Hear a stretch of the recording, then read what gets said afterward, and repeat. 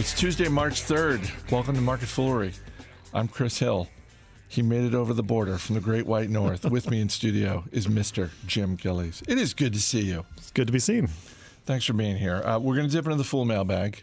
You've got some Canadian stocks. Right before we started, I said, give me some stocks. I need some Canadian stocks. And you said, oh, I've got stocks for you. So we can help you out. We'll get to that. But the recent unpleasantness in the stock market was something that you were, I don't know if I should say you were blissfully unaware of it, but you were out of pocket all of last week was the worst week for the U.S. stock market since 2008. Yep.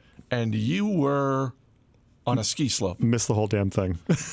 I was skiing in Quebec. And were you completely out of pocket, or were you just like once a day you'd be like, oh, that's interesting? Pretty much once a day. It was probably the first vacation I've gone on in 15 years where I haven't taken my laptop. Good for you. I had my phone with me so I could look at the notifications, the very helpful all uppercase notifications sent to me quite frequently by the fine folks at CNBC. And I just kind of looked at my partner and said, well, we're poorer than we were 20 minutes ago. Let's go hit that hill. So I don't want to go overly psychological on you, but I am curious. At any point, did you think to yourself, did you have sort of the gut reaction of like, oh, I should have brought my laptop? I would be making moves. I would be making some trades. Either I'd be buying some stuff that's on sale, or I would be finally cutting my losses with some things that were even lower than they were a week prior. Or did you just think, no, you know what? I'm glad I don't have the laptop. Didn't miss the laptop. I have a mild regret that I couldn't buy a couple of things that I would have liked to have added to. A couple of things that are a lot cheaper than they were about a week ago. Especially, there's a couple of names that I happen to think will do better in a recession. So if the coronavirus, which of course is the catalyst for what touched off last week's I know. issue. Unlike you, I wasn't skiing. I've actually been in this. You know, I'm very well relaxed after last week, apparently. I have a couple of names that I actually think will do better in a recession. But, so I maybe would have liked to have added to them. And just a couple names that of companies I've long admired, don't own, that I would have liked to have initiated a position. But peeling back the kimono perhaps for too much for some people. At the Fool here, we have to pre-clear any transaction we want to do. We have Fool trading restrictions and what have you. And so I had no access to our compliance system because I didn't have my laptop with me. So I was like, well, I'm doing nothing this week. I can look at the market or I can go skiing. So, but, I would have liked to have added a couple. Having come down here now today, I'm here today and tomorrow. I'll probably wait until I get home before I do anything and hope the market doesn't, rocket up 4,000 points by Wednesday morning. So, what was the reaction of your partner? Oh, she doesn't care. Okay. Yeah. No. She. You know what? You've met partners in you've met Luann. You've met Lulu. Yes. And she is. She is absolutely rock solid in terms of she has, I think, probably since, she turned about 25, probably every paycheck, X% of the paycheck goes into an account.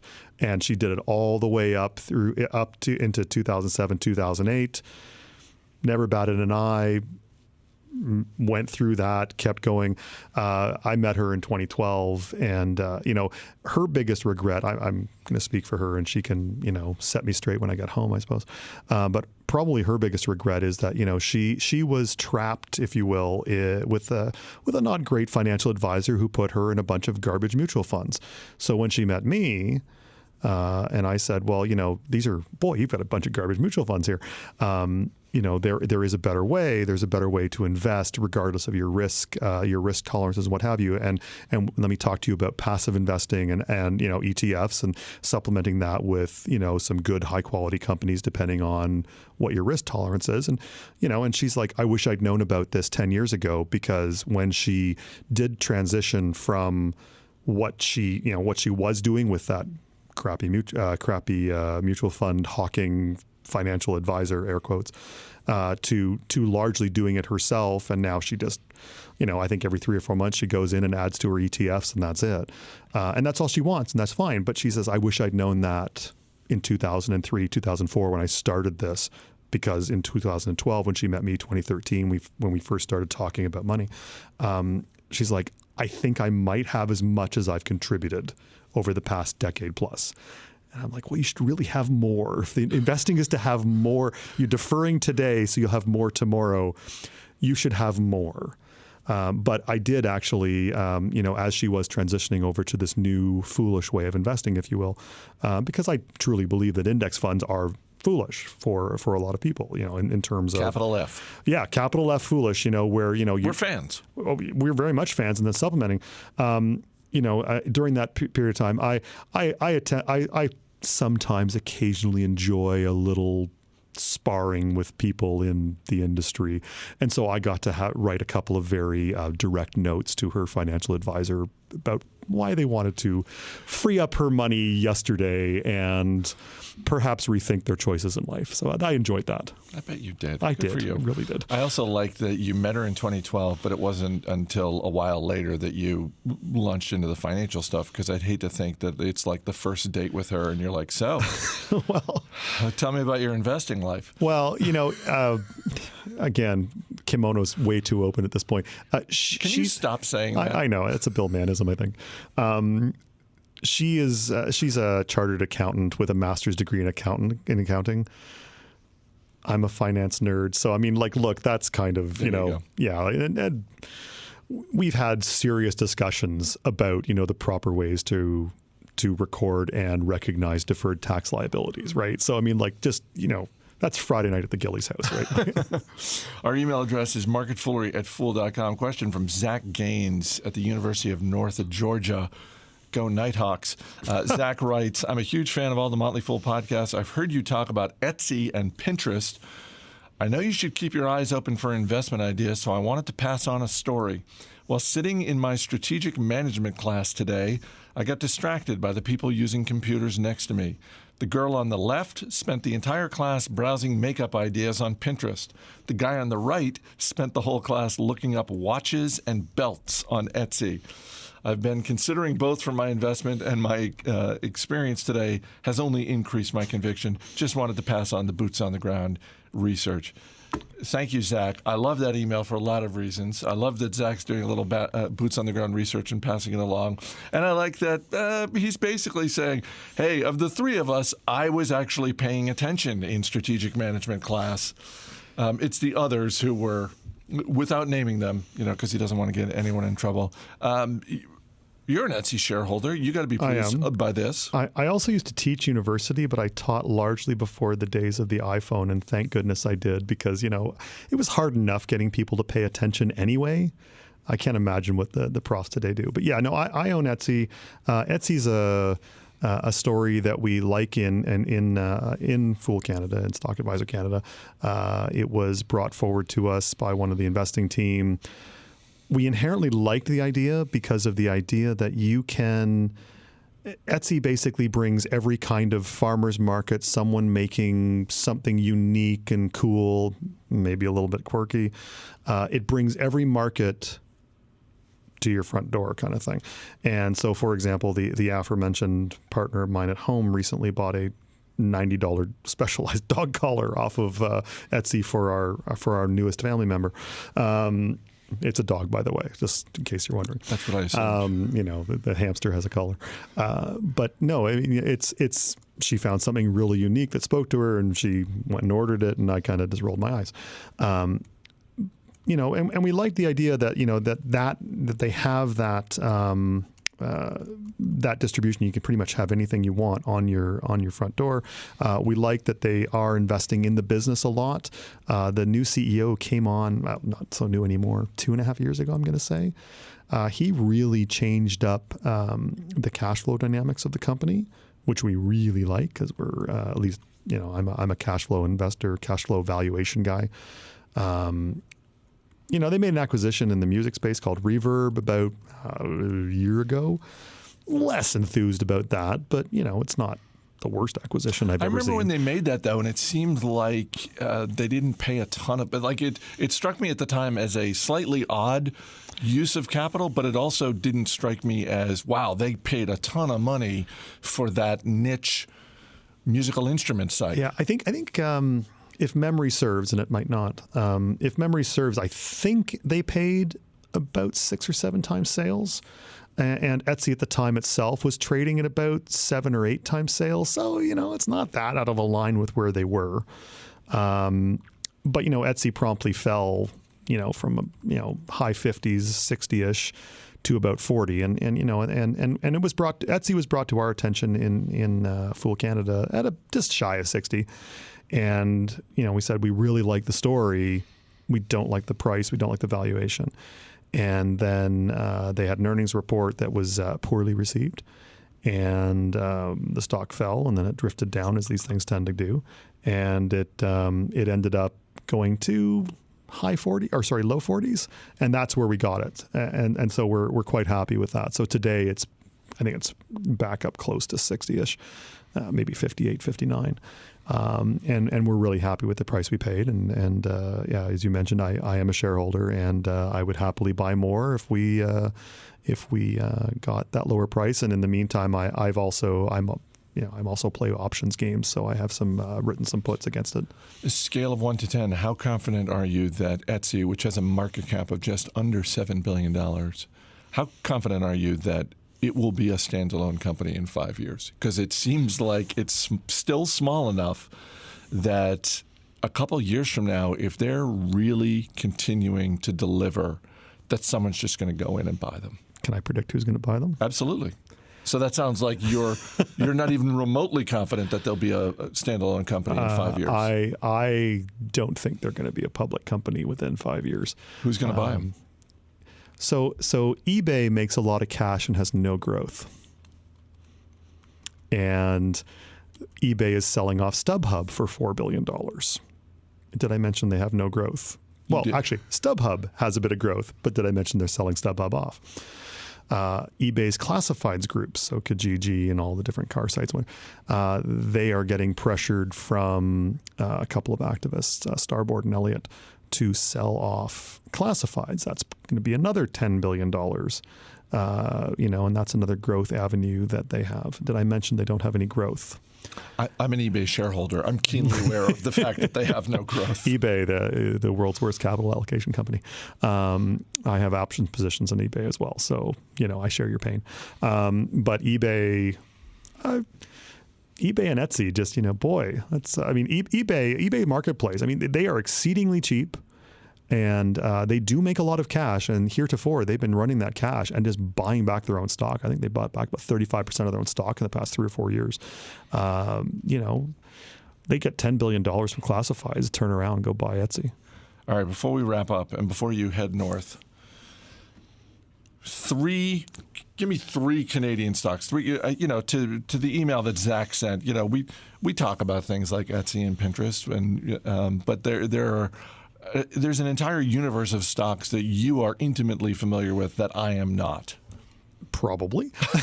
Not probably. Definitely. This is your everyday job. So this is. I'm not saying I'm going to run out and buy these 3 stocks, but I'm just looking to expand my horizons and that of the dozens of listeners who may not be focused on good business opportunities north of the border. So do you want them on both sides of the border? So in other words, they trade on both the Canadian exchange, they are a Canadian company, trading the Canadian exchange, as well as having a U.S. listing, or do you want Canada only? The dual listing would be convenient. Dual listing works. Okay. So let's we'll go in order of declining size. Okay. So the first company is one that probably everyone's already heard of, and just we had it first, is, and it's not Shopify, is Brookfield Asset Management. So there's a company in Canada called Fairfax Financial, run by a guy named Prem Watsa, that gets a lot of attention as being Canada's Berkshire Hathaway and Canada's Warren Buffett. It's all complete nonsense. Canada's Berkshire Hathaway is actually Brookfield, and it's run by a guy named J. Bruce Flatt, who is Canada's Warren Buffett. Brookfield is investing in a host of real assets, so ports, toll roads, buildings, anything infrastructure-wise. And as well, they also have several publicly traded kind of offshoots where they still own the majority, or they own a large stake. I think one of them is about 30%, but they're generally 50, 60%. So you got Brookfield Infrastructure Partners, Brookfield Property Partners. There's 2 or 3 more I'm not thinking of. They had some insurance operations, which they spun off, just a tiny little piece, but they all still own like 20% of the silly thing. So it's a very complicated, complex structure. But, if you kind of dial it back, you look at Brookfield, they have, I think Bruce Flatt is looking at doubling their free cash flow over the next 4 or 5 years. And they're already trading at a reasonable valuation. If they double their free cash flow in 5 years, I think it might be 4, but that was the forecast, but let's say 5. They double it. They're going to go from a reasonable valuation to either the stock price goes up or this is a fantastic valuation. Brookfield, it's BAM.A on the Toronto Stock Exchange, or just BAM, I believe, on the New York Stock Exchange. As long as interest rates are low and people are looking for a return, these guys are your place for real assets. They're going to preserve value at fairly unique assets through whatever we're doing in terms of the economy here. So that's kind of the largest one of these of this triumvirate I'm going to introduce you to, although I'm pretty sure you've heard of at least of Brookfield. The second one I would talk about, I'm kind of doing this on the fly as I look here. The one I would talk about is Restaurant Brands International, which is... That one we've talked about. We have, yeah. And so Restaurant Brands is the parent company. It's a franchisor. So they essentially franchise out their restaurants. They have 3 concepts. Burger King, which inexplicably has close to 19,000 outlets worldwide. Tim Hortons, Canada's favorite garbage coffee brand. I'm mad at Tim Hortons again right now because they can't get their app right. And I said to the guy this morning as I was driving to the airport at 4:30 in the morning, "You're really wanting me to go back to Starbucks, aren't you?" And then the third brand is Popeye's Louisiana Kitchen. Which put up the most ridiculous same-store sales. I was just about to go there. Their most recent quarter, they somehow did 34% same-store sales on the strength of a viral marketed chicken sandwich. I mean, which is apparently pretty tasty. My son had one, and he's like, "Yeah, it was real good." Okay, dude. I really like.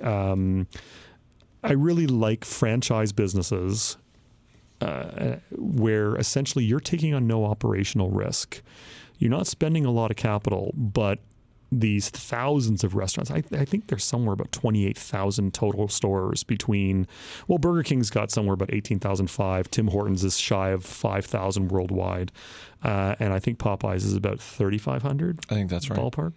All of these guys are sending you 6% of their sales every month, plus their, off the top line, plus they're contributing to advertising funds. And, and what it ends up being for the franchisor is you're swimming in cash and don't have a lot to do with it.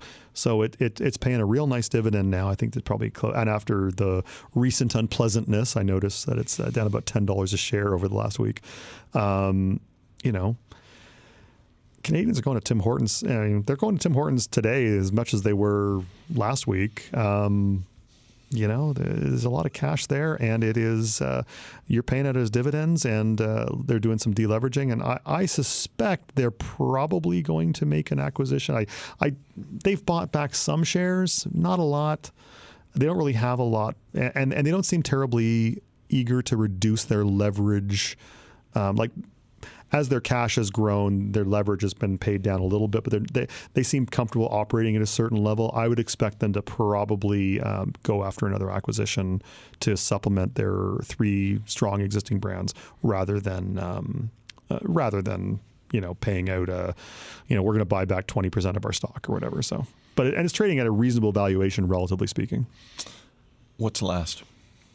So I like my stock picks occasionally to be a little bit ridiculous.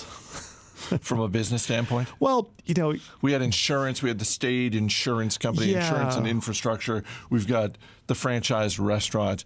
This is going to be an insane business, isn't it? So I'm going to introduce you to a company called CRH Medical.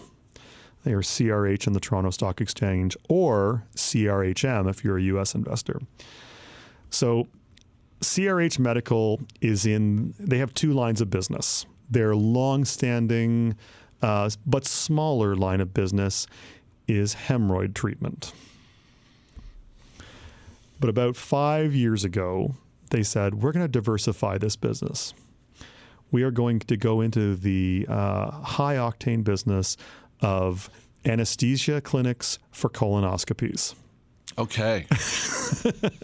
So I've hooked you right now. I mean, where can you get investing advice on, colonoscopy, anesthesia, and hemorrhoid treatment? Right. If you liked Intuitive Surgical, well, stay tuned, because we've got maybe not exactly the same, but in roughly the same ballpark of medical procedures. Yes. Look, okay. It's inherently, because it's kind of uncomfortable, we inherently laugh at it. Colon cancer kills. Colon cancer is also one of the easiest to treat, like 90+% survival rate if you catch it early. Now, I have a friend who last year, they caught it early. Okay? And I've been skiing with him since. He's fine. Colonoscopy, I think right now, we're at about 2/3 screening on both sides of the border. Okay, I think they recommend everyone over 50, gets it every 5 years, just because we want to catch it early, because it's far better to catch it early and treat it early than it is to go to the expense of having you under the tender administrations of the healthcare system on either side of the border, where maybe your outcome isn't as good. And so I know that in the U.S. they have a goal of hitting 80% of the population within 5 years of the target population having colonoscopy, having proper screening. So here is CRH. They're in Canada, Vancouver to be precise, but 100% of their business is in the U.S. They've been buying up. They're doing a roll-up strategy, buying up these anesthesia clinics where you get there's a natural growth in procedures, and you kind of want to do it under anesthetic. Not to be, too obvious about it, but I'd kind of prefer to be knocked out, frankly. And so, great, we're going to do this. So there's about an organic growth rate of about 1 to 3% in procedure growth in what they already, the number of clinics they already own and operate. They are buying up to the tune of about $30-35 million a year additional clinics. Okay. So, and those are, of course, going to be growing at 1 to 3%. They've got good capital provided by debt capital, plus they are cash flow positive. They're doing really well in terms of I think they're getting about $315 ballpark per procedure. So you're running the number of cases, and if you actually take the number of cases they're running, multiply by the cash flow that they're generating, multiply by how much you can quickly find out that not only is this company not trading at any kind of rich multiple, but they could probably justify the entire company just in terms of the cash flow they generate over the next 3 or 4 years. Forget about actually running this growth business. And so I think and the other thing is too is that the CEO has an interesting contract here. He gets a really nice payday. I should say the stock right now is trading about $3.40 US.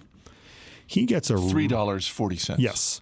He gets a really nice payday if he sells this company for $7 US plus. He gets an even nicer payday if he sells it, I think, for over $10 or something like that. But, so I think he's probably incented to, to quote Munger or Buffett, right? Follow the incentives. I think he's incented to keep growing this business, managing it, get up above that level, and then find a strategic buyer who wants to get bigger, and then he rides off into the sunset with a nice payday. Jim Gillies. We don't do this enough. We don't. Get back up. I will try to get back down sometime in the next year. As always, people on the program may have interest in the stocks they talk about in the Motley Fool, may have formal recommendations for or against. So don't buy or sell stocks based solely on what you hear. That's going to do it for this edition of Market Foolery. The show's mixed by Dan Boyd. I'm Chris Hill. Thanks for listening. We'll see you tomorrow.